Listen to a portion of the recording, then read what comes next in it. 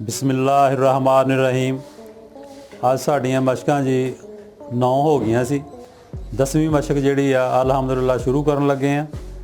10वीं मशक मीम अल हुमा वाली आ ते असी 8 कर लियां, 9 कर लियां, 10वीं करांगे। इस तो बाद एक मशक रह जानी है 2 हरफी। जो ये मुकम्मल हो जाएगी इंशाअल्लाह उस तो बाद फिर हरफ लिखना दसांगा मैं कि उस तो बाद हरफ दो दे नाल तीसरा किदां जोड़ना वा। ते उम्मीद है कि तुसीं इहदे तो फ़ायदा लवोगे। बाकी इहदे च हुंदा है कि मशकां जिहड़ियां ना जी जिद्दां साडे बजुर्गां दा शेर है कि गर तू ख्वाही के बाशी खुश नवीस मी नवीसो मी नवीसो मी नवीस। अगर तू खुश खत लिखना चाहता है तो लिखता रह लिखता रह लिखता रह। ਇਹਦਾ ਹੀ ਨਾਂ ਇੱਕ ਮਸ਼ਕ ਹੈ ਕਿ ਜਦੋਂ ਤੁਸੀਂ ਕੋਈ ਵੀ ਕੰਮ ਬਾਰ-ਬਾਰ ਕਰੀ ਜਾਣਾ ਨਾ ਤੇ ਉਹ ਬਿਹਤਰ ਹੁੰਦਾ ਜਾਣਾ ਵਾ ਤੇ ਉਹਨੂੰ ਕਰਨ ਨਾਲ ਹੋਣਾ ਹੈ। ਬਜਾਏ ਕਿ ਬੰਦਾ ਦੇਖੀ ਜਾਵੇ ਸੁਣੀ ਜਾਵੇ ਉਹ ਨਹੀਂ ਗੱਲ ਬਣਦੀ।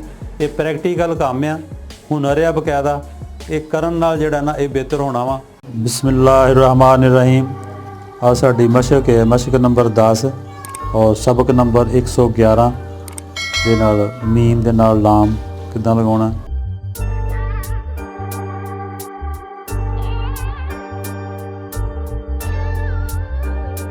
ਅਸੀਂ ਅਗਰ ਇਸ ਲਾਈਨ ਤੋਂ ਸ਼ੁਰੂ ਕਰਾਂਗੇ ਤੇ ਫਿਰ ਨੀਚੇ ਜਿਹੜਾ ਆਖਰੀ ਲਾਈਨ ਤੱਕ ਜਿਹੜਾ ਨਾ ਦਾਇਰਾ ਟੱਚ ਹੋਏਗਾ।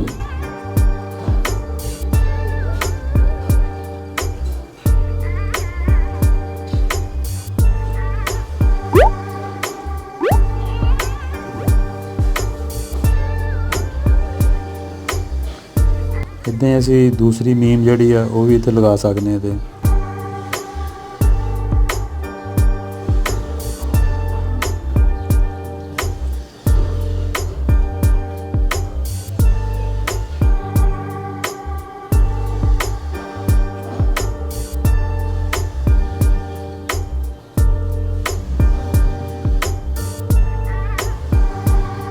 ਇਹ ਸੀ ਸਾਡਾ ਅੱਜ ਦਾ ਸਬਕ ਮੀਮ ਲਾਮ ਨਾਲ।